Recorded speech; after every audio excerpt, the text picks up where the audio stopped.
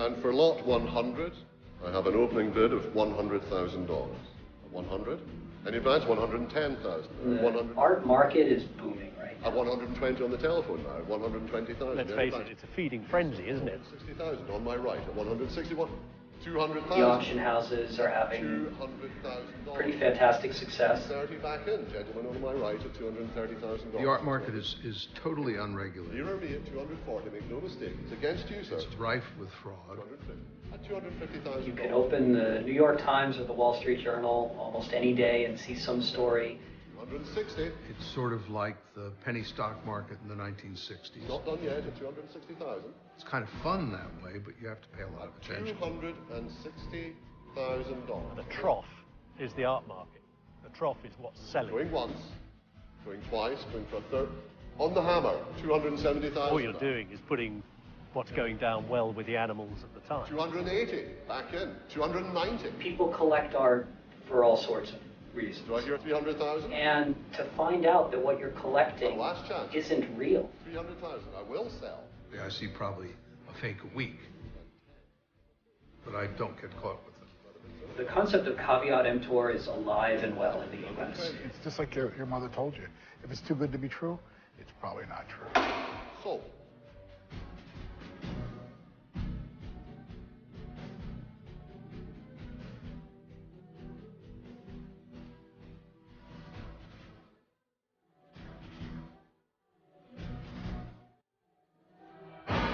Like many a good tale, it all started because of a girl.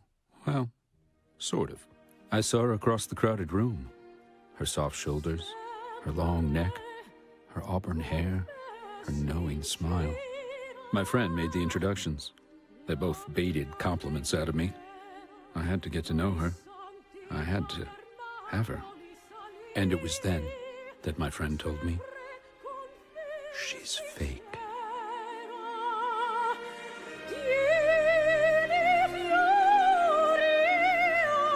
And that's how my 8-year-long journey into the art, life, and crimes of Elmire de Horry all began. Let's say we could find a Modigliani made by Kissling, a Modigliani by Elmire, and one Modigliani by Modigliani. And we put these 3 drawings in front of a group. Let's say one is a director or curator of drawings of the Metropolitan, one is a soi-disant expert, and one is a great art dealer. It could be anyone from Knoedler till Pearls or any of the great ones who consider themselves great and experts. And if any of them recognize which one is which, I am ready to make a great gift to the Metropolitan Museum of Art in New York, and I can hang it next to some other Modiglianis who are possibly also by me. When you look at the famous forgers, so you look at Tom Keating, who did Samuel Palmer and Constable, Eric Hibbern, who specialized in doing old master drawings. A fellow named Beltracchi and one named Perenni. At a Keon level, very, very talented works. Van Meegeren, of course, who's famous for doing Vermeers. It's nothing new. It's been going on for probably 2,000 years. All these people were pretty much frustrated artists, and so they started to copy other artists' work and passing them off as being by them. Of course, for someone like Elmire, his fakes were so good, people would see them and they wouldn't feel a need to look much further. He's a person who was able to do a great deal of tricking others to a degree that I think is not possible anymore today. When you have fakers coming out now, you don't have them having passed off 1,000 works, you have them passing off 100 or 200 works. And I think that's largely because of the new test, also sort of a general suspicion on the part of the art world. So he's sort of a watershed moment for sort of the history of forgery. To make, first of all, a point, I don't copy painters. I paint in a certain style. It could be the style of Matisse, or the style of Modigliani, the style of Picasso, the style of Dufy. His forgeries were so good that many people wouldn't recognize them as fakes. A lot of people would look at an Elmire but think that they're seeing a Picasso or a Matisse or a Modigliani or some of the other greats that he faked. His knowledge of art was clearly very good. Technically, he was a good artist, so he could replicate, pastiche other known artists' work. And he knew enough about the market to know how to actually sell it. Forgers want and need to have compelling and believable sounding stories to go along with their fake works. In his case, Elmire presented himself as a sort of down-on-his-luck aristocrat whose family had fallen on hard times, and he was selling off his collection to help pay his way. Everything what I sold very miserably. The big money what was made was never made by me. It was always made by the dealers and the people who resold it. What I got for it was a token. Like a lot of forgers, he never identified for anyone all of the works he did. So we may never know how many are out there. I don't think we're ever safe from forgeries, Frank. I think a lot of people have sleepless nights about this, they really do. And the question is, really, have any of them passed into museums? I remember reading Thomas Hoving's book about fakes, and he claims that 40% of all the works that he saw when he was at the Met were fakes, things that were offered to him. 40%. Conservator friends suggest that a full 25% of any one major museum's holdings, including things in storage, are not right. I never offered a painting or a drawing to a museum who didn't buy it. It's probably true that there are some in museums or in the hands of collectors or their heirs today that could be found. How many are still out there? It's a mystery. Expose the man who holds the art world at rents. When the art world looks at a painting or whatever it is, they ooh and ah over it, and they decide that it's fantastic and it's wonderful. When these connoisseurs find out that these pieces are not legitimate, I think there's a certain amount of egg on the face situation. And I think that's at that point, they don't want to talk about it because they've made a mistake. It is the ultimate game of cat and mouse, and how purchasers, unwitting purchasers of fake art are supposed to know that, I think raises a lot of very, very difficult to answer questions, and certainly difficult in the legal sense, and something that the law just has to struggle with on a case-by-case basis. Really, any area of crime involving art reflects what the marketplace is doing for art. So if Picasso is selling well, you'll find there's an influx of fake Picassos into the market. Now, how they do that, whether they do a direct copy, that's the worst thing they can do. If they do a pastiche of an artist, perhaps he's not so well known, perhaps he's second tier of that particular area of art, and therefore it's unlikely there's going to be a complete catalogue raisonné for the art dealer to check on, but it looks right. And hey, it's selling well, and if he takes it, if I don't buy it off this person, he's going to take it to a competitor who sure as hell's going to buy it. And I've got somebody who is really interested in buying this particular commodity right now. Dealers go for it. They want to believe. It's the desire of wanting to see it right. And this is what the forger and the con man is playing on. Well, the actual art market itself worldwide is about $200 billion a year. That's the consumer part of that art market.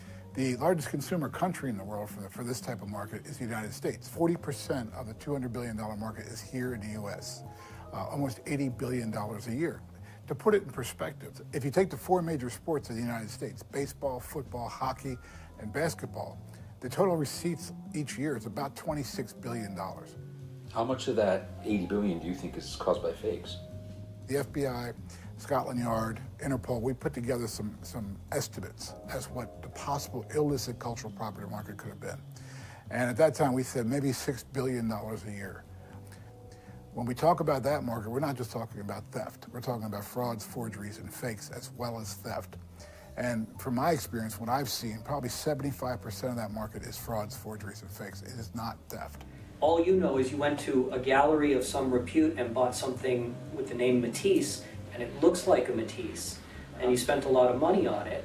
Are you supposed to suspect that maybe it was by Dahori all along? He doesn't want to be a Matisse. He just wants to demonstrate how in short minutes close I can get to Matisse. Clearly, I wasn't the first to be fooled, and probably not the last. So I packed up a few questionable works of art that I had acquired and headed to Texas, where apparently one of the greatest cases against Elmire and his associates had been formed by a gentleman of the name Alger Meadows, who had been fooled not once, not twice, but, well, in his own words. Of the 40 paintings I had acquired from the two Frenchmen, 38 of them were fakes. Well, there's different tracks that you need to do. A lot of it is a track that is focused on the paintings themselves and where they're located, and another track is following the forger himself. Visualize a three-legged stool. Those three aspects are provenance, forensics, and connoisseurship. So provenance, that's getting to where it came from, yes? Provenance is the history of it. It includes conservation done to it. People emphasize the sale, but they should also focus on the conservation and other things that were done throughout its history. Tell me about the connoisseurship side. Connoisseurship is the oldest of all the practices. It's looking at the painting. Does it correspond with the style of the artist? Does it have that air, that aura that says this is it, this is the brushstroke, this is the content, the subject matter is correct. On the forensic side, there's a lot of new developments. A lot of this technology being brought into identifying, attributing, authenticating works of art are technologies that were initially done for other industries. Traditionally, understanding a work of art has been the world of the art historian, the curator. And with conservators and scientists becoming involved in the museum environment, we're finding that conservators have a certain perspective and scientists also can have a perspective that is valid and different. And so these three different areas have complementary skills. So using that investigative platform, how would you go back in now and look at Elmire, the master criminal? From the provenance side, we would look at dealers in the cities, match them with the cities he lived in, then see if you can find records of their operations. It would say a sales receipt, purchase receipt. I think a big difference between a forger in Elmire's day and a forger today is Elmire could fake his identity and have an easier time getting away with it. Because, there was no internet, there was no mass media in the same way. So Elmire could present himself in San Francisco and have one alias, then he might be in Texas or Miami with another alias, and he just might not be discovered. I think it's much harder to do that today, but not impossible. On the connoisseurship side, if you deal a lot in those works, you get an eye, you pick up on things, you get a feel for the artist. And so dealers can weed that out. We look for style, signature, medium. The second thing we're going to do is once we document those particular aspects of a painting, we're going to start our research. And the first thing we're going to look for is history. We're going to look at catalog raisonnés. Is the piece in a catalog raisonné? We're going to look to see if there's any literary references. We're going to look at exhibition history. Has the piece ever been on exhibition? Is there a record of it ever being on exhibition? Thirdly, we're going to look at the provenance. Where did the piece come from? If there's no traceable evidence of acquisition, that does create a red flag. What's your feeling looking at it now?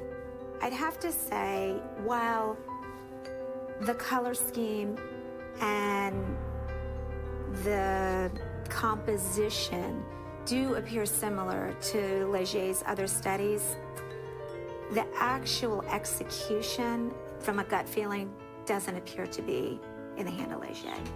You're suspicious? Yes, I am very suspicious. Now in the forensics, it's more difficult because a lot of these paints were used by the same artist. In forgeries or something that's been over-restored, people will use something that is not necessarily made at the right time for that artist. So for example, somebody forging a Botticelli painting might have used Prussian blue.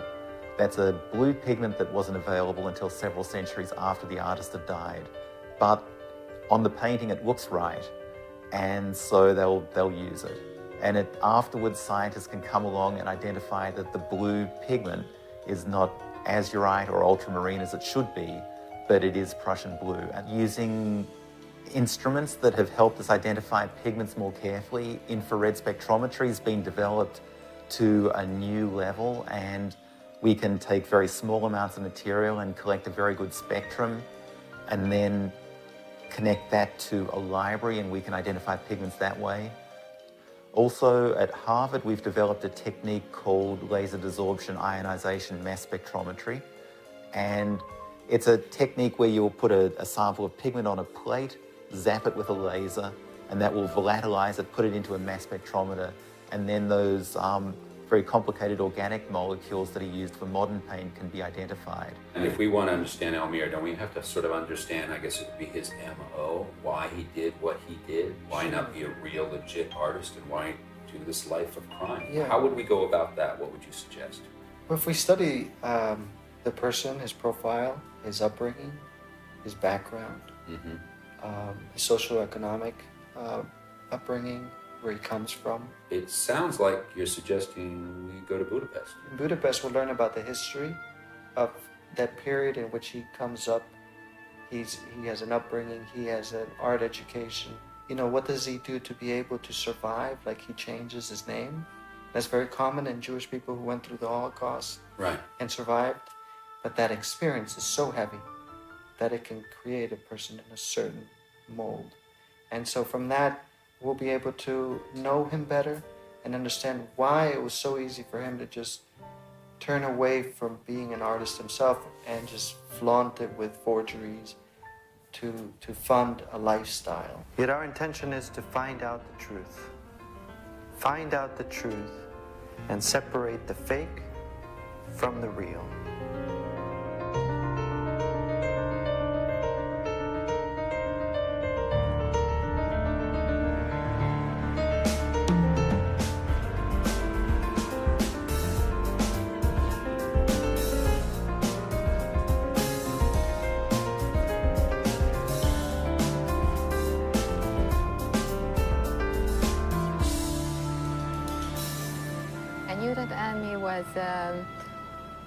A very talented faker who had a very adventurous life and who was a very special character. But we didn't know very much about what happened to him when he lived before here in Hungary. His original name was Hoffman Elmyr. In Hungarian, we changed the order of the names. We put surname first, and then we put the given name. At the turn of the century, there was a flourishing artistic colony in Transylvania. It was called the Nagybánya colony. That's a beautiful, lovely little Transylvanian village. The translation, actually, of this village is huge mine, Nagybánya. This is a place where later, which Elmyr attended himself to. For this was a really controversial time after the First War until the beginning of the Second World War. Plenty of new art unions, organizations were established. Lots of kitschy paintings appeared. There was a huge battle against all these kitschy things that appeared on the market. But also very good works as well. There was also a little revival of avant-gardism. So Elmyr had lots of inspiration and lots of impact, I think, on his artistic character. And perhaps, I think, this could be a reason why he felt a little bit overwhelmed by maybe other artists that were better, maybe? Yes, or maybe he felt that the level to be reached is too high. Yes. And maybe it's just blocked him, and that's why he turned to faking things and not living his own artistic career. Or maybe more deeper part of his character, a more colorful and more liar character.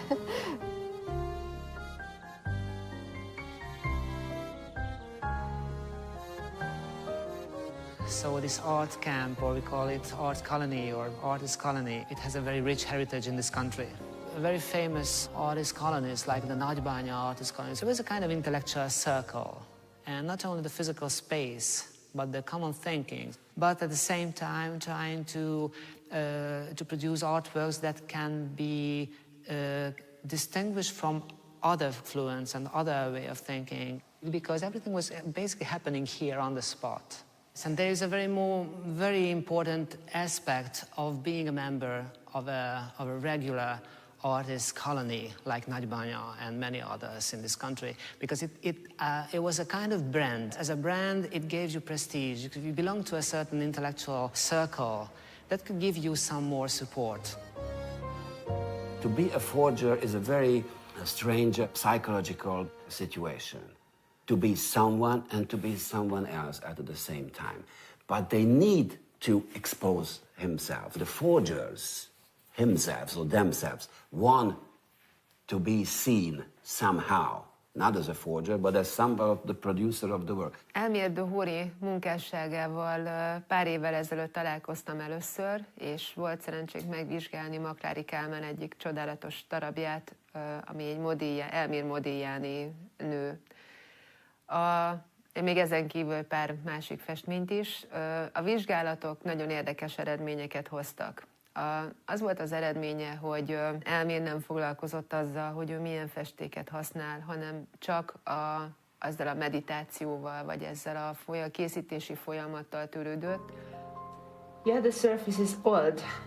A lot of cracks on the surface of the color. Sometimes I see some bubbles too. It means this color is not 100 years old. The paint is very creamy. And I'm not able to see small grains inside. When we talk about art and when we love art, we love the history, which is not seen. We love that it was painted by someone who we love. We love Monet, we love Tiziano, we love Picasso.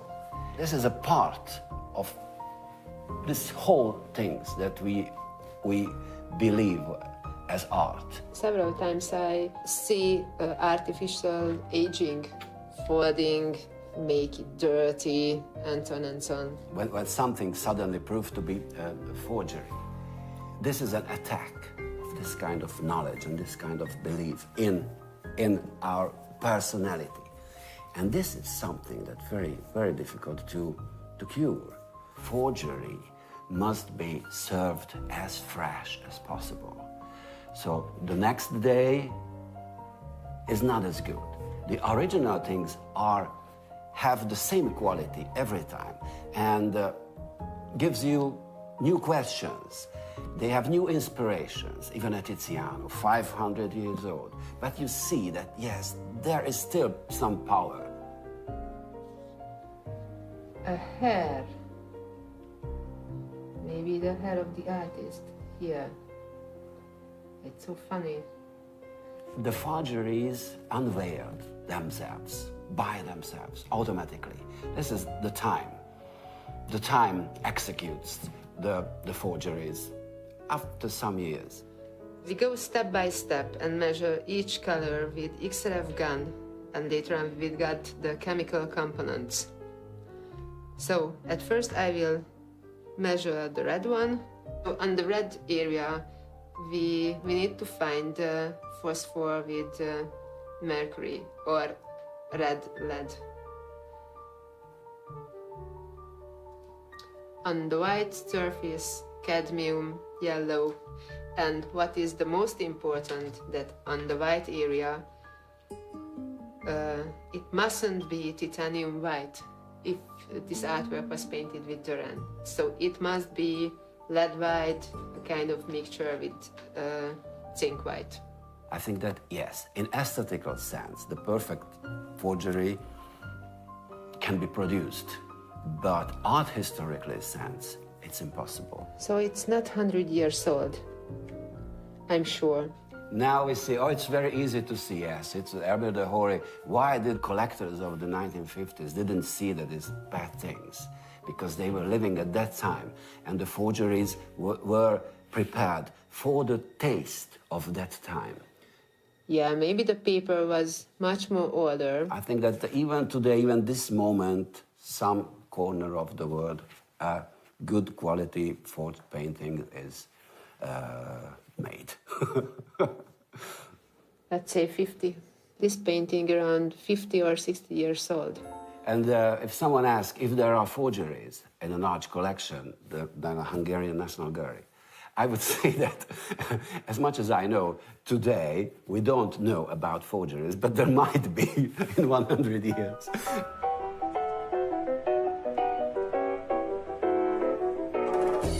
So for me, this whole research was very interesting because when we met, we started to investigate a little bit more deeper. We started to dig a little bit more deeper here in Hungary, in the archives, in databases. And that opened another, or maybe more deeper part of his character, a more colorful and more liar character.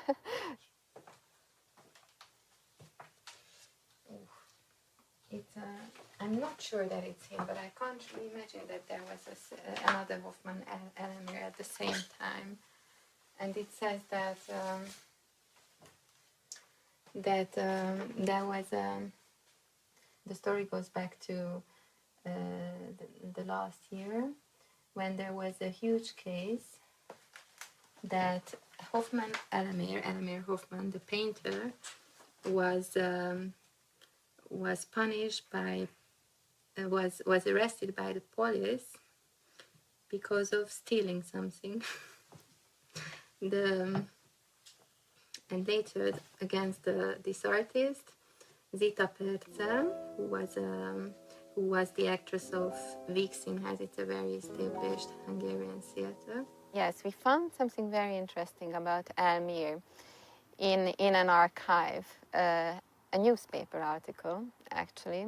And it was about a very interesting story that once he painted a portrait of an actress, and while painting this actress in the apartment of her family, when he didn't pay attention, he just took a few things away. He has stolen a few things away, like silver things and jewelries.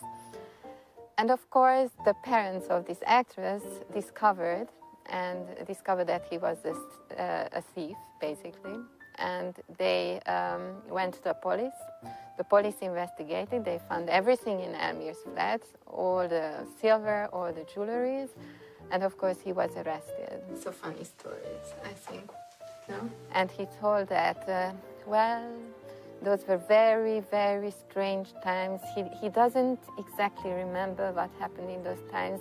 Probably it all happened because he was in Serbia when the king was killed. And he was arrested then because they thought he's a spy. And he was even treated with morphine. And even Prince Joseph can tell that it was true because while he was painting his portrait, he was treated with morphine because he was so extremely exhausted and excited and sick. So, and his lawyer asked him to examine his state of mind, whether he has some psychological problems. And then I proceeded to France, to Paris, where I studied under Fernand Léger at the Académie Grand Chaumière. And I must also add that in this article we could read that he was punished and he was arrested before several times, not only in Budapest, but also in London, in Zurich, and other European cities. Condamnation. 18 mars, 27, chèque sans provision. 23 septembre, 27. Faux, 3 mois de prison. 15 octobre 1927. 6 mois de prison, vol. 27 octobre 1928, Berlin, 2 mois de prison pour vol. 28 décembre 1928, Charlottenbourg, Rossel, ça s'améliore.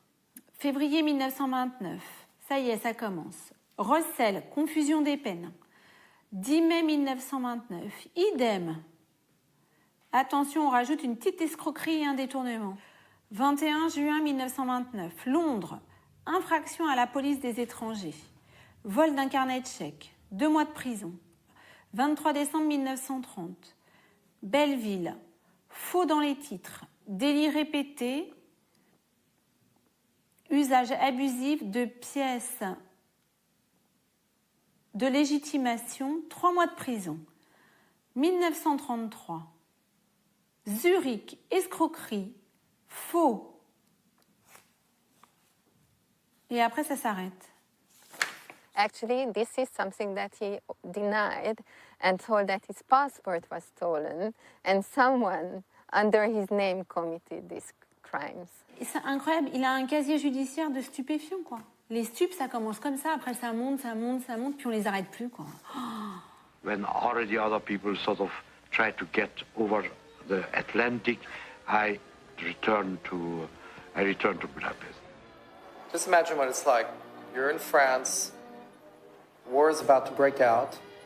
The French are getting a little excited because all of a sudden they realize, well, if there's Germans coming in, then anybody with a Germanic background is going to be suspect, so they're already starting to put people in prison.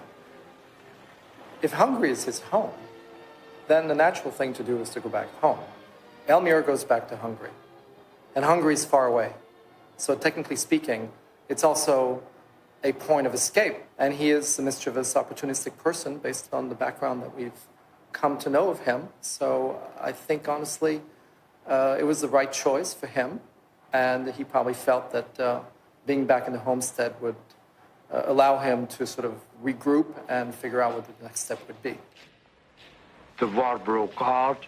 And the stories around his staying in this concentration camp are very questionable. But clearly, if it's before 1944, then obviously it's the Hungarian authorities. He explains that he was injured by his leg. I think his leg was broken, and he was sent to hospital. This didn't happen in those times. I think that somebody like Elmir might realize that his background could work against him, but it can also work for him. The International Tracing Service is really about anybody who disappeared or who went missing. The fact that we do have so many Hungarian names is predicated both in part because of the Budapest situation, but also because so many deportations occurred. And once you cross the border, quote unquote, and face incarceration in a camp, then your name will surface. In other words, you have to be in a prison, you have to be in a camp, you have to be in a place where you're going to be registered. So we used this card index to see if we could find anything on Elmir's family. Because if we start to look archives, we mustn't use his invented name, Elmir Dehory, but we must use, of course, his original name, Hoffman Elemir. Now, they did confirm the mother. They confirmed that he had a family. And also another relative's grave was mentioned in the letter, who was called Adi. But we couldn't go too much beyond that. It's only if he somehow just fell off the radar screen, then he wouldn't be listed. People like István and Elmir at this point were sort of looking at them as a duo that enable one another to do things, more illicit than licit. And those are the kinds of people, frankly, who wake up interest in intelligence agencies. And if his talents are known even to István, and if István is close to the Germans for whatever reasons, then that's the kind of message that doesn't go unheeded. Because by the early 40s, AMT6, which is really the foreign counterintelligence arm of German Secret Service, is looking for people like that because they need fake passports, fake visas, and if you have skilled individuals like Elmir who are available, then they're likely to recruit him. I would start to question everything. Who knows? What is it? What makes you travel? You want to change the landscape, you want to meet new people, you want to meet new faces, you think you meet somebody more attractive in the next town as you met there. You never know. Why people travel. Michel Rado, please. Ah oui, bonjour, Michel. Ça, c'est Jeff. Oui. Oui, nous sommes ici en Paris. À 4 heures? Oui, merci. À bientôt. L'histoire de Horry, c'est l'histoire de quelqu'un qui se cache sans arrêt. Il est mort en 76, donc on peut rencontrer encore des gens qui l'ont connu. Ce qui n'a pas été mon cas, mais qui, j'espère, est le vôtre. Mais lui, le jeune homme, il a deux problèmes. Il a envie d'être artiste et il est homosexuel. Donc, il va à Munich, dans l'espoir d'avoir une plus grande liberté que dans sa famille. Bon, ça marche plus ou moins bien. il vient à Paris, parce que c'est là que ça se passe. Cette époque-là, en 26, c'est là que ça se passe. Et il travaille avec Fernand Léger à la Grande Chaumière. Et Fernand Léger est quand même quelqu'un qui lui aussi a fait des faux. C'est-à-dire que quand il y avait une petite ardoise à régler, il copiait quelqu'un, puis voilà. C'était assez usuel entre artistes de faire des faux d'un copain. À l'époque de Courbet, il y avait beaucoup de faux. Jean-Baptiste Corot, il avait une usine, parce qu'il n'avait pas le temps de répondre à la demande. Donc il y avait des gens qui, avec son approbation, faisaient des faux coraux. Tous les peintres du début du XXe siècle ont tous été copiés. Et il y a aussi eu les Van Gogh, quand on s'aperçoit qu'il y a deux versions des iris. Je pense que c'est quelqu'un qui a profité aussi d'une époque où on était beaucoup moins regardant qu'on l'est aujourd'hui, et qui a pu, grâce à ça, prospérer, et aussi avec la complicité de Legros, qui était, lui, beaucoup plus malfaisant que ne l'était Elmire, qui aurait pu très bien rester dans son coin à faire... sans que ça ait les conséquences commerciales que ça a pu avoir après sur tout le marché de tous ces artistes, qui étaient des conséquences monstrueuses, quoi. Et je pense que De Horry, qui n'avait rien comme argent, a dû se dire, si Fernand Léger fait ça, si Yves Laminck fait ça aussi, pourquoi pas moi? Et il s'est aperçu qu'en faisant un petit Picasso, qui est quand même plus simple à faire qu'un Léonard de Vinci, je peux payer mon loyer. Why not? A titled Englishwoman walked in one day to my room and she saw on the wall, pinned on the wall, a drawing. I say, hey, where you got that Picasso? I say, well, do you think it's a Picasso? I say, well, I know enough about Picasso to know whether it's a Picasso or not. I say, fine. He said, would you sell it? I say, well, delighted. So she says, well, how much? I can't remember. She said, I think 50 pounds. I think she offered me. And I did sell it. I didn't feel good about it. She was a friend. But the 50 pounds helped me a great deal because it was the day of the payment for the rent. And I didn't have the money for the rent. Elmire de Horry, il n'avait absolument pas le droit de copier les œuvres de ces artistes imminents. Mais là, c'est prolifique. C'est-à-dire que Elmire de Horry, ils ont copié, c'était un full-time job. Mais nous, on pense quand même qu'il n'a pas la créativité, c'est-à-dire qu'il ne fait que reprendre des éléments qui sont répandus chez l'auteur de la copie. Le vrai faux est un travail éminemment complexe qui ne peut être fait que par un artiste. C'est en fait la capacité qu'a une personne de se dire quel tableau aurait pu faire le peintre, de se mettre à sa place et de sortir une œuvre qui n'est pas évidemment une œuvre originale de l'artiste qu'il essaye de copier, ou de falsifier plutôt, le terme doit être plus juste, mais qui reproduit l'idée que l'artiste aurait pu faire s'il avait été à sa place. Voilà, ça n'existe pratiquement pas. Les faussaires sont souvent des gens qui font des patchwork. Alors ça, sur Modigliani, on en a beaucoup. C'est-à-dire, en gros, ils prennent un bout d'un tableau, un bout d'un autre, un bout, etc. Ils mettent le tout ensemble, ils jouent avec ça, et boum, voilà. Ça, c'est typiquement, je dirais, c'est le faux standard. Mais c'est pas le vrai faux. Le vrai faux, c'est, en gros, vous êtes un faussaire, vous voyez un sujet, vous dites, tiens, je vais peindre ça, comment l'aurait peint Modigliani, et faire en sorte qu'il ressorte exactement. Il faut se mettre dans la peau de l'artiste complètement. I'd need to take it out of the frame, but it's pretty rigid. So I think there may be another canvas attached to that, which would prevent me from seeing the back of the original. Yeah, it has that feel.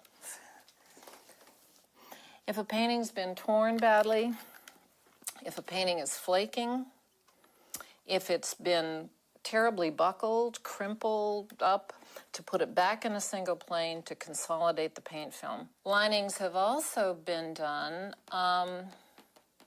perhaps to disguise the back of the original painting. Let's take a look in ultraviolet light to get a good look.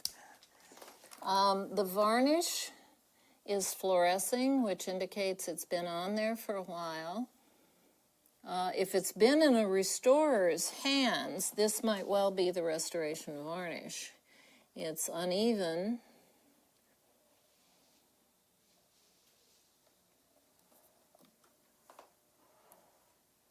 And the hair, the pigment in the hair, fluoresces the same way the signature does. So it certainly suggests that it is similar paint to that hair. D'avoir le même talent que Modigliani, après tout. En faisant des faux Picasso, en faisant des faux Dufy, en faisant des faux Van Gogh. Enfin, il était extraordinairement prolixe, ce monsieur. Il était extraordinairement doué dans tous les registres. Matisse... Enfin bon, il avait plusieurs cordes à son arc, je dirais, artistiquement parlant.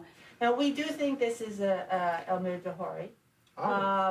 It is very good. Yes. And however, to ultimately fool the eye even more, Yes. this is passed off as a print. You look at this image, you'll see lines, and they form a very pleasant face of a woman. And what else do you see? Oh, we see a signature. Yeah. We see it's a series. Mm-hmm. It says 23 from 50. Okay, so the edition is 50. There's 50 in existence, and this is the 23rd. Now, lithographs is a printmaking technique. If you think of a Crayola crayon dragged across a paper with texture, what happens to the little bits of Crayola crayon? Oh, they stay on the paper. On the high, on the high side. points, on the high points. When you're drawing with a wax crayon, the longer you draw, the softer the wax gets and the darker the line. So what you generally see is an accumulation of more and more crayon onto the surface of the paper. So let's follow this line down. Matisse drawings line were never that sure as mine. He was hesitant. These are very long, complex lines. That's a Look at that. long line. That is a long line. And it's a lot of confidence in doing that without starting it and finishing.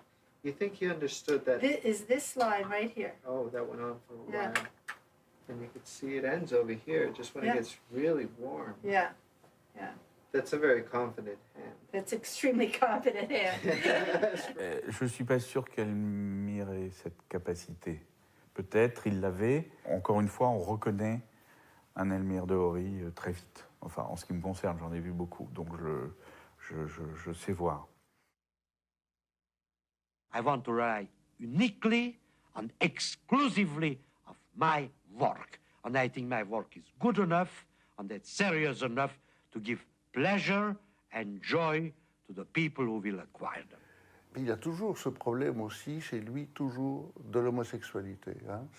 C'est quelque chose qui le suivra toute sa vie. Il est obligé de quitter certains endroits parce qu'il a des histoires de garçons. Yes, there are too many girls. They have to put up with how many? 1 with 2, 3, 4, 5, 2 boys and 5 girls. You know? It's a hard profession. I met Elmire in Palm Springs, California in 1964. I was involved with Sasha Brastoff, very popular in Southern California, and most known for his ceramics and his jewelry, gold jewelry and that, and Lee Liberace, the pianist. And Howard Shue, the high-style fashion designer for MGM, and also for Judy Garland, did all of Judy Garland's costumes for the Judy Garland television series. The three of them had a gallery called the Esplanade in Westwood, California. It was kind of like the in gallery at the time, mainly because of the namesakes of the ownership. We had one of the most unique meetings with Elmire at a little restaurant called the Matador, a little Spanish restaurant, which was a favorite hangout for a lot of celebrity people in that. And the meeting was based on the idea of Elmire having an exhibition of his own work at the Esplanade. Very unexpectedly in that meeting, in the conversations, the idea of his reputation being affiliated with fake or fraudulent art had come up in conversation. Prior to that, I had no true knowledge of it or anything, but you know, an art collector, art dealer, art appraiser, and so forth, I kind of related to that portion of that conversation very deeply. And I thought, my goodness, isn't this something? Et finalement, quand il revient, mais c'est vers 40-50 ans qu'il revient à Miami. Well, I was first introduced to Elmire Dehory's work as a little girl when I would visit mother's friends in Palm Beach or perhaps Miami. And it just seemed every great house had a Dehory or two, juxtaposed amongst all of these other fabulous collections of authentic, original paintings. And I was a rather brazen, curious, outspoken child, and I had to have my enthusiasm curbed, so to speak.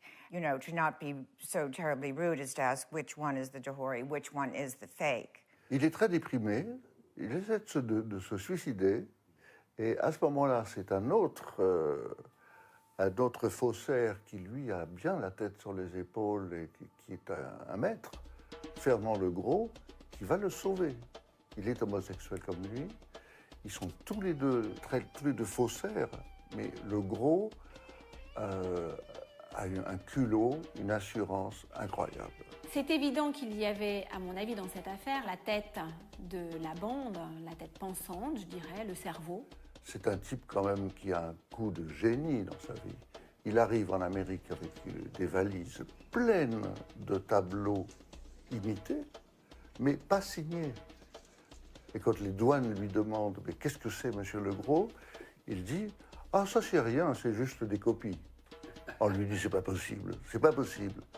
C'est forcément des vrais tableaux. » Et ce sont les douaniers eux-mêmes, les douaniers américains, qui lui donnent des certificats d'authenticité pour tous ces tableaux. Du coup, ça multiplie par 100 la valeur de ces tableaux, et Legros, grâce aux douaniers, peut se faire une fortune avec ses valises. Le cerveau, c'était Fernand Legros. Legros a une assurance. C'est un Levantin, comme on dit. C'est un homme d'Orient. Il porte des manteaux de fourrure, il a des colliers d'or, des lunettes, il roule en Rolls, une grosse barbe. Enfin, c'est très tapageur. Mais enfin, la police, quelques collectionneurs qui se réveillent un peu tard, commencent à s'apercevoir que c'est peut-être pas tout à fait exact ce qu'il leur a vendu. Fiche le camp au Mexique, je crois. Il continue à vendre un peu par correspondance, parce qu'il faut vendre à des gens qui ont de l'argent, évidemment. Elmire offers us a chance to look at how decisions were made and to understand where we might have gone wrong, where a forger can get in there and take advantage of a certain system. Angus Mongan was somebody who started at a junior level in the museum and worked her way up to eventually be the director of the museum. In a world at that time that was dominated by men, she was an important female figure and an inspiration for many. She had these drawings that were in her collection. She had access to the conservation department and all the facilities there. What the drawings had was that they were made of materials that were all available to the artist. And so any scientific approach to try and identify the materials used on the drawings would not have yielded any evidence whether they're real or not. Again, they contain the veneer of something that looks genuine, but when you spend a lot of time looking at them, there's something missing. In this instance, it's the connoisseurship leg of the stool that came away and unbalanced this tripod.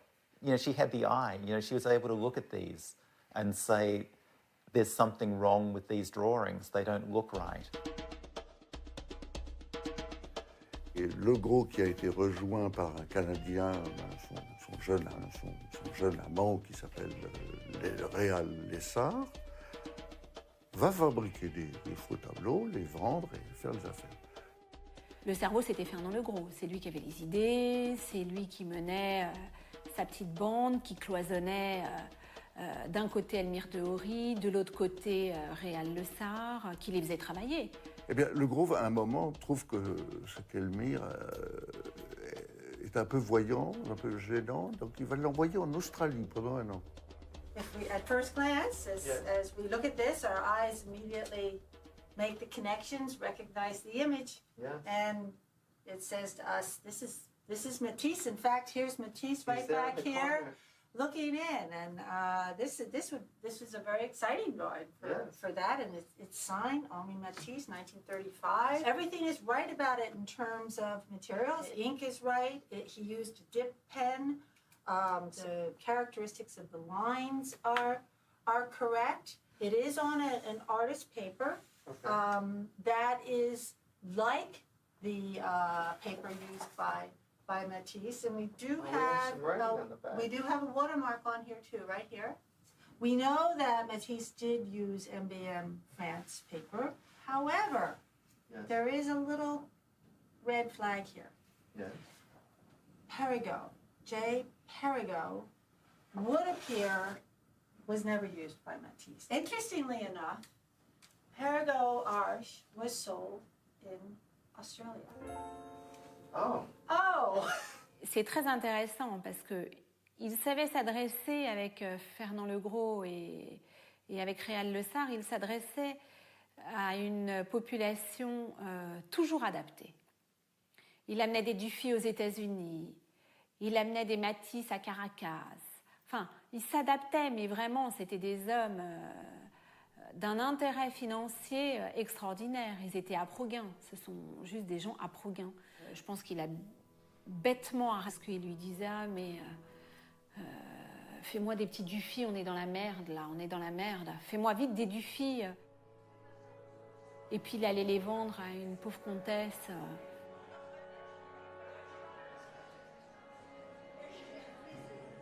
So tell me about art in your life. Did you grow up with it, or how did it get into your life? I grew up in a castle, so there must have been lots of it. We've got a few Modiglianis. I've got a Marie Laurencin, which I think you've seen. I've got a couple of Dufys. And a Picasso, which I don't think masters it. And a lady here, who we can't mention, she bought a huge collection. And then when they had a few problems, somehow or other I ended up with the collection at a price. Because as you know, he didn't make much money doing his own stuff.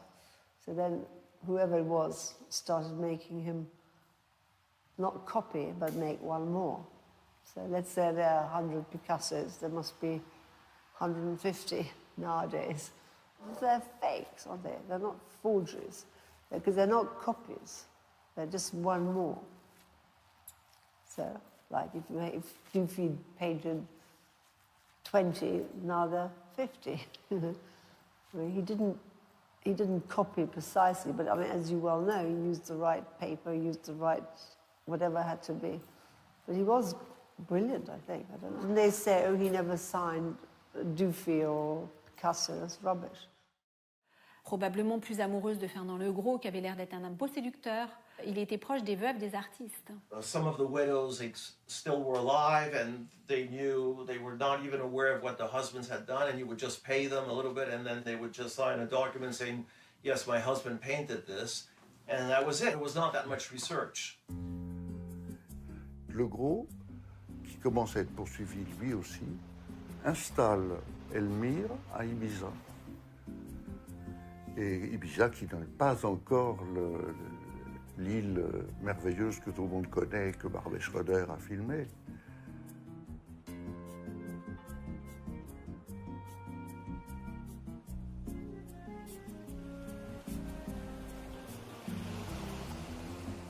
El señor Elmire vino a Ibiza y se estableció allí, y se estableció previamente vecino a una propiedad mía en Villa Pratero.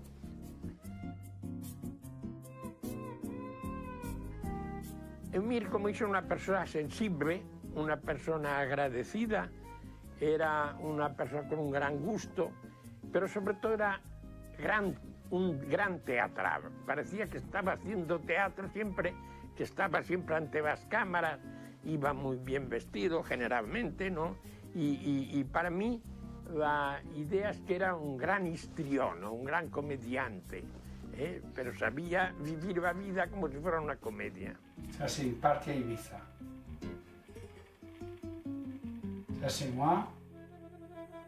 When I came to Ibiza for the first time, the reason was, in the times of Franco, there was a lot of repression.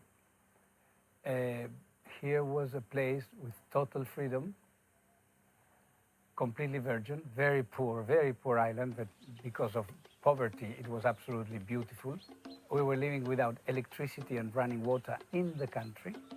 Ibiza, nobody knew about it, really. It was like, to get there, the access was like, you know, you would fly in a little plane, the airport was a tiny hut. The place was so beautiful and so utopian that everybody had the need to create something out of that. It was quite extraordinary. And in those days, in the 60s, you had, what you had, Franco was alive.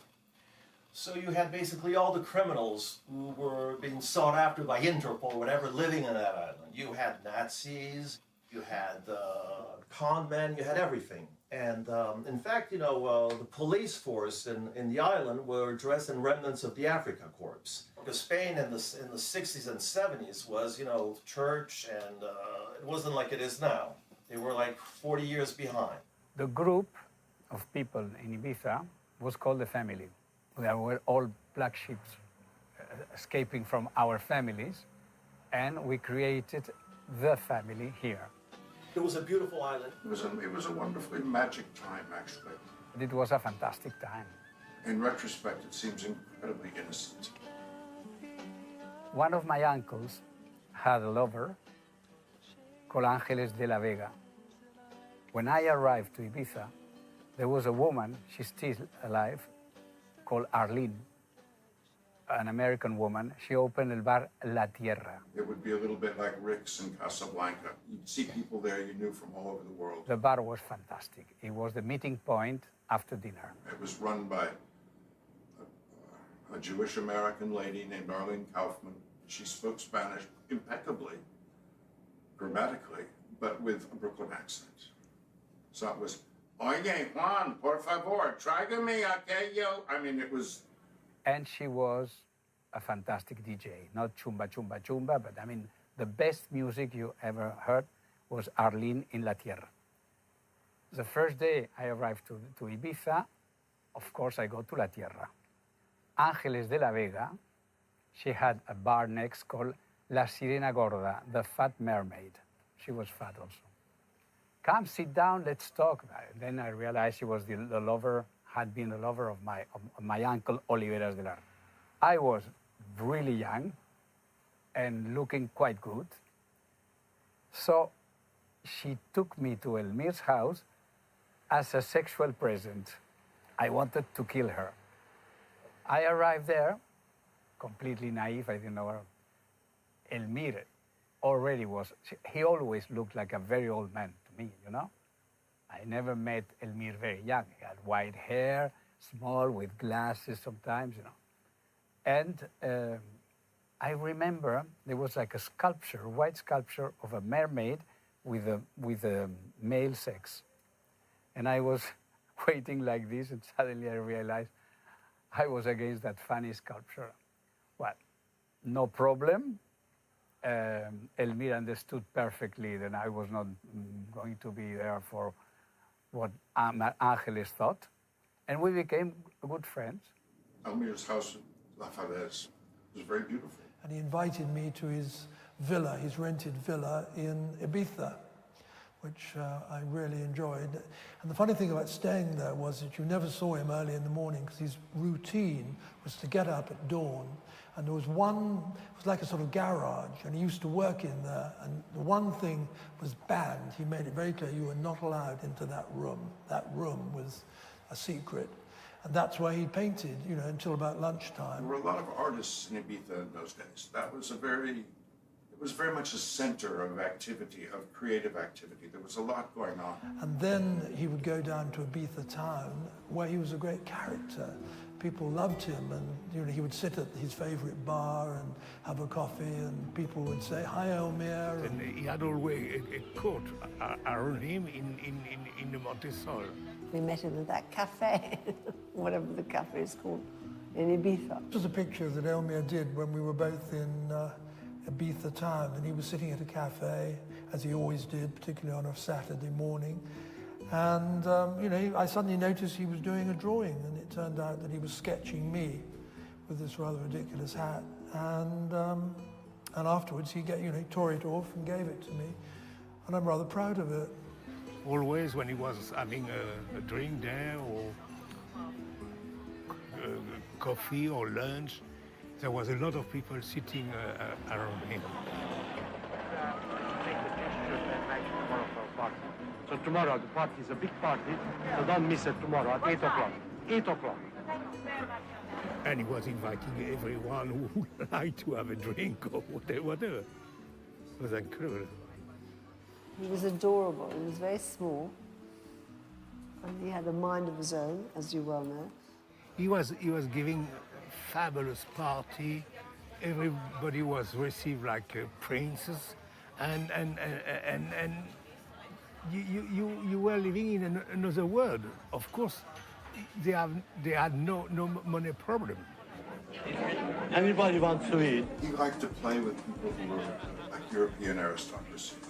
They were the people who really knew who he was, and he knew who they were, and somehow that was his playground. He enjoyed being with those people. That's who he wanted acknowledgement from.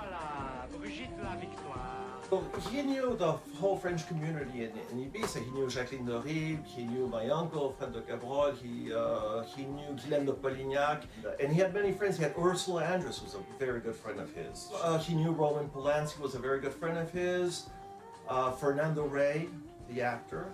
I used to see him with a lot of friends, like Countess Jacqueline de Ribes, which was nominated most elegant woman in the world. La fausse princesse Smilia Mihailovic, la comtesse de Ribes, la femme de Clifford Irving.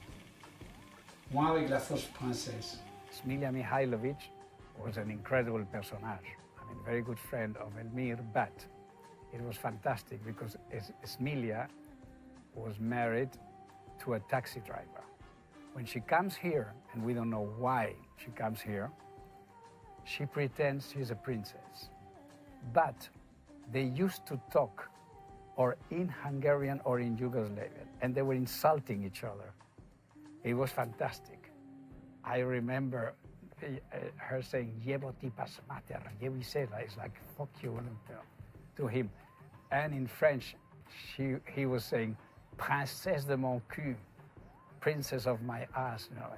It was incredible because they're very good friends, but they were fighting all the time. He didn't seem to care a great deal about the art scene that was going on. I mean, he was interested, but it wasn't like he was going to be a participant in it.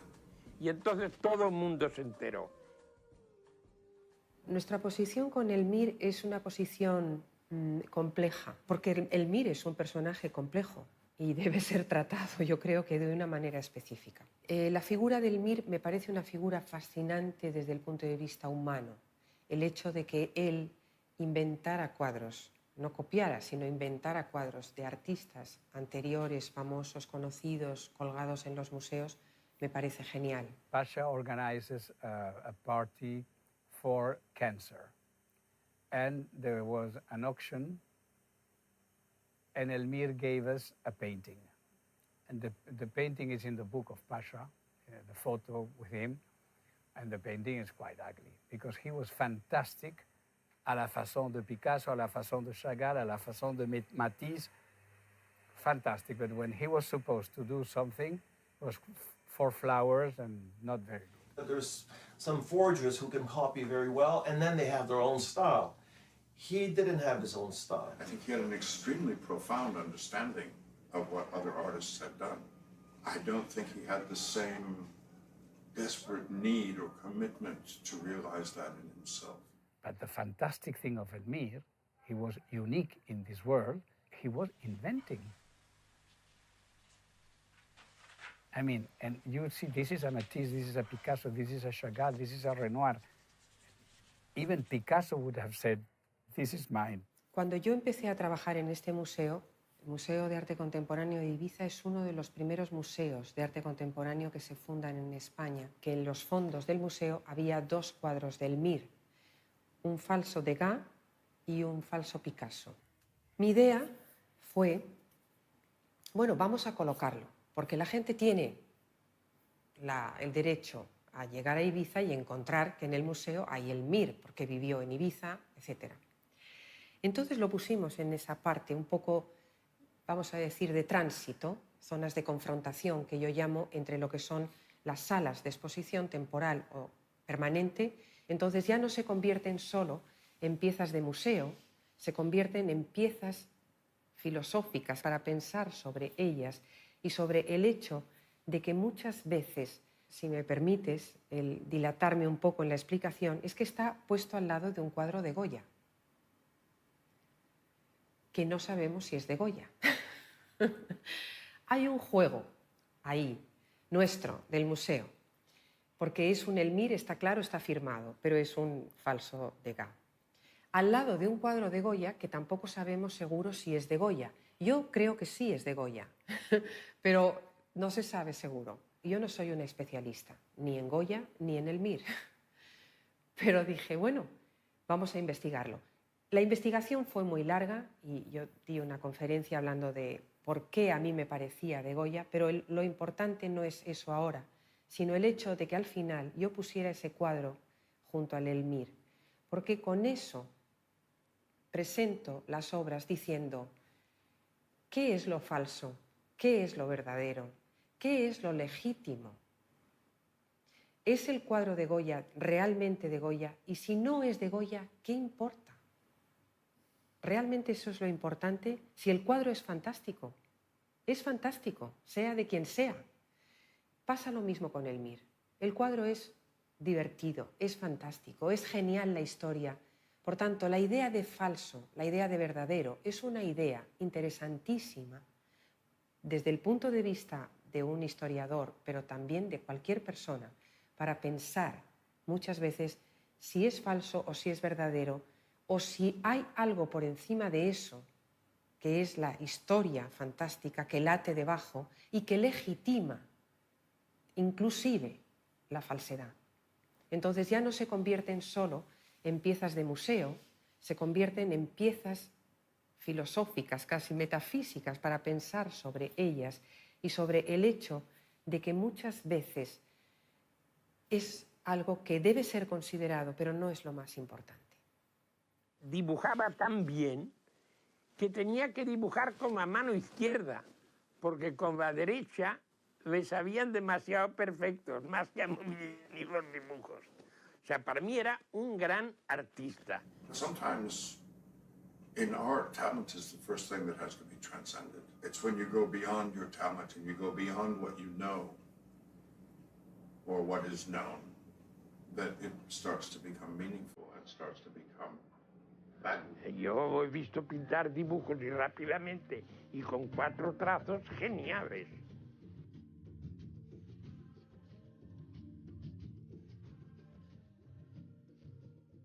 Bueno, hubo de repente una demanda de extradición de Francia sobre una falsificación y fue cuando las autoridades judiciales, Ibiza es un sitio pequeño, eso trascendió. I believe he was in jail, for a brief time. After, when he was on the papers and all that, I don't remember in what year, but then they knew. Y entonces incluso estuvo detenido unos días por esa cuestión, con unas peleas que había tenido con sus socios, el señor Legros y el señor Besart. I don't think he knew his paintings were going to museums as fakes and all that. And when he finds out, I think it's when the bad things started. His work was at, in the collection of Algar Meadows and the Pearls, and, it's like all scattered around. Not as Elmir's. No, not as Elmir. Mr. Meadows, how did you happen to get into French modern art, and where did you start buying that? In 1961, my wife passed away. In 1962, I married my present wife. On our honeymoon, which lasted about 6 months, our first stop was Paris. We went to several galleries. and looking for Raoul Dufay's. And we found about 7 altogether, 6 or 7, and we bought them all. Well, besides buying in galleries, did you get paintings any other way? Oh, you mean about the 2 Frenchmen? That's another story. Dès que le séquestre des 10 peintures aura été levé, les 38 tableaux au syndicat de la propriété artistique, 12 rue Honner. Il n'existe plus? Non, ça n'existe plus depuis des années. Qu'à partir de ce jour, ces tableaux ne sont plus la propriété de Monsieur Meadows. In 1964, my wife called me at the office and said that a friend of hers had asked 2 Frenchmen to come over and show us some paintings they had for sale. They had brought from Paris. And they want to come at 4 o'clock. Can you come home early? I said, the very idea. You wouldn't invite peddlers or strangers into our home? And I know I won't come home at 4. But I did come home at 6, and the dealers were there. And they had, from the back of the car, they had taken out some 5 or 6 paintings and had them standing all around the car. And so they introduced themselves, and they appeared to be gentlemen. And I said, well, since you came anyway, bring the paintings on in the house. Et pour la deuxième, il a voulu faire cette collection d'art impressionniste. Les impressionnistes, ça se vend aussi avec des authentifications. Et je sais de quoi je parle, pour le coup. Yes, they had certificates signed by experts appointed by the French government to authenticate such paintings. And besides, they had evidence that these particular paintings had been purchased from one of the outstanding auction houses in this country.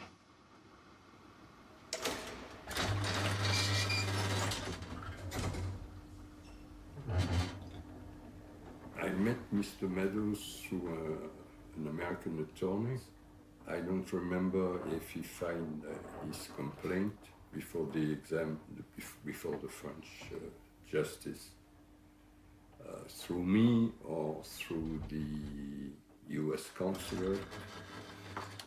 What is clear from what you gave me is that it was filed against X, which means for the US it would mean Miss AYZ, yeah? Right, Mr. Smith or Mr. something, John Smith, Doe. Yeah, John Doe, exactly. And why do you do that? Why would... Because there's 2 ways to trigger an examination by an examining judge. One way is to do it against a designated party, in which case you have to file a bond. Right. If you file against X, then it's up to the French examining judge. The examining judge is going to investigate the case, will decide whether or not John Doe is going to stand trial. Art cases they cause problems for the courts. The courts are not fans of having to decide art authenticity cases. Ultimately, any case you're going to be able to bring in any kind of court is going to have some proof of fraud. And so you're going to have to prove the elements, same as in any other case. A loss of, some type of loss of profit or loss of money, something valuable, the dependence on the information to make that decision, and the victim. So those are the things you're going to have to show. And in the case of Elmire at the time, that's what Meadows would have had to prove in his court proceedings. So for a judge to come in and say, I think this work is or is not authentic, has ramifications. And courts don't want to make those ramifications. They don't want to be market makers, particularly for something that they feel uncomfortable analyzing. For the next 2 years, they came to Dallas 10 or 12 times, each time bringing different paintings. And you kept buying? I kept buying. Did you buy 2 and 3, 4 at a time? 2, 3, 4, sometimes 8. What kind of money are we talking about here? Well, the first deal was perhaps $70,000 or $80,000. Altogether, $600,000 perhaps. think there was an international search warrant.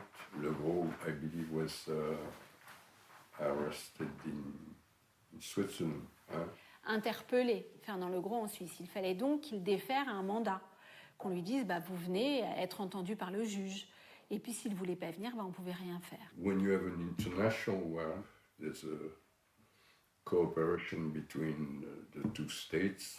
Particulièrement intéressé, c'est l'absence de coopération d'un certain nombre de pays. The French asked that Le Gros be extradited from Switzerland. J'ai comme le sentiment qu'il y a eu une volonté de supporter Fernand Le Gros. The Swiss have a similar system to the French one, and you can be put temporarily in jail or obliged to stay in an hotel until such time as the Swiss authorities will make a decision. Je veux dire supporter dans le sens où on punit, où on supporte. Then even the French courts at that point are still having to continue a petition. Yeah. That's not guaranteed. No, no. Et j'ai le sentiment qu'en Suisse, on a préféré faire avec lui. Voilà. Peut-être parce qu'il y avait beaucoup de Suisses qui avaient acheté des œuvres qu'il avait diffusées et que ça aurait peut-être été un énorme scandale. And me, strangely enough, I don't remember him carrying the French case, which was really directed against Le Gros. Porque jamás se pudo demostrar que él falsificara un cuadro. Porque él, si pintaba la Manierde y otro ponía la firma y no se había probado nunca que la pusiera él, en España no tenía ninguna responsabilidad. Y yo creo que en Francia habría tenido poca. It's not illegal to paint something in the style of another artist. Where you cross the line is if you sign that artist's name and you're not that artist. I don't think he knew his paintings were going to museums as fakes and all that. And when he finds out, I think it's when the bad things started. Well, we found some records that show that Elmire had a painting lent to a friend who decided to put it on consignment with Knoedler. What we do know is that the forgery by Elmire de Hory was sold for $60,000 in 1958. Knoedler was the oldest and most prestigious gallery in America. Prestige, I guess, is a qualitative term, but certainly by many accounts. Look at. Expose the man who holds the art world unread. People were not giving a shit in Ibiza about what Elmire was doing. He was very well liked in Ibiza because he was an outlaw. He enjoyed his celebrity a great deal. And the fact that it was based on notoriety didn't seem to faze him. Il est un embarrassement profond à tout le monde de l'art. He started doing the same painting. I mean, he would do a Degas or a whatever, a Modigliani. And he would sign their name, and then he would sign by Elmire, so that he couldn't be charged with fraud and selling a fake, but at the same time, it was a real fake. It was authenticated by his own signature. He became a star overnight with his wonderful pictures. Picasso would get for something like that of $15,000-$20,000. I would sell it for less. In years to come, he said to me when we were walking down past the Royal Academy, he said that you'll find an Elmire in nearly every major collection in the world. Los 3 últimos años, él hizo un contrato con el señor Claude, Isidro Claude, que me compraba toda su producción. Y se la compraba sin firmar Matisse ni Modigliani, ni firmar Elmire tampoco. Y este señor se quedó con las 300 últimas obras, cuadros sin firmar. No se ha sabido más, y ese es el gran misterio para mí que hay hoy sobre Elmire. I would like to see that poor Hungarian refugee who would have resisted of that temptation. En insécurité, il est plus ou moins recherché par la police espagnole pour être traduit en justice, enfin extradé vers la France. All his life he was in flight and running away and from the police, but he was running away from the people he was involved with, like Fernand Legros and 2 other art dealers who were after him. Do you know anything about those threats that he perceived, at least? Well, I remember when they killed his dog. They hang him on a tree, and I think they have a paper saying the next will be you. El señor Elmire se ganó la enemistad del señor Végros y el señor Végros lo tenía realmente aterrorizado y él estaba convencido de que si iba a Francia y lo metían en la cárcel, aunque fuera 24, que el señor Végros tenía bastante poder para matarlo. I mean, he was like really cornered. And one day, Elmire arrives like usual to the terrace of the Montesol with his Ipithenko bag and saying, "Bonjour, je vais me suicider. Bonjour, je vais me suicider." We thought he was making a joke. I had breakfast with him the day before he died at the Montesol. And he said, and we all knew then that they were trying to extradite him and stand charges again. He said, "No, I will never spend another day in jail." He said, if I know they're coming for me, when they make the decision, if they're coming for me, I'll kill myself. They will not get me. And he did. I think after many years of running and away from the law and the lawyers and people who wanted to hurt him, and I think he had just a moment of panic, and I just... Eso unido a un espíritu depresivo que era él, que era a veces muy optimista y a veces muy pesimista, hizo que se tomara la fatal combinación que lo mató. It's a shame because, you know, he was really, I mean, he was not going to be jailed or extradited. Well, even some people say Elmire did not die and he escaped. The rumor is he was trying not to go to jail and pretend a suicide, and then the ambulance will arrive and he would be okay. Y hoy está enterrado en la tumba, en el panteón de un primo hermano mío. Sí, lo he visto.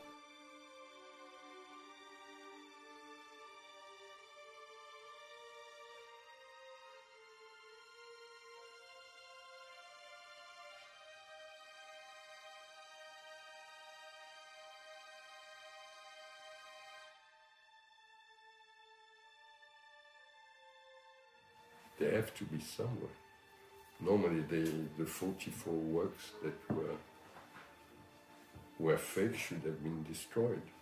This is mean that there is few of fake on the market. That's incredible. Incredible. I don't think Elmire gets any great pass just by saying, you know, what I did was really good and therefore it's beautiful, so it's art. If he really believed that, he could have signed everything to Hori. I feel that we should burn it. We burn everything, but myself.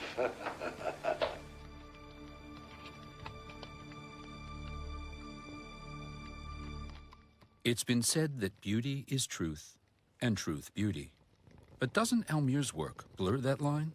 His works were his own creation, executed brilliantly in the style of.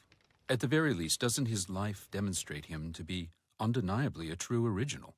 But perhaps what is most troubling is that we are left to judge, exercising our own moral compass, empowering our own aesthetic, to offer opinion on beauty, truth, value. We may never know how many works he created during his career, nor how deeply they have penetrated galleries, museums, private collections, and we have no way of truly anticipating his continued impact on the art market. But one thing is certain, Elmire de Hory will forever influence how we look upon art.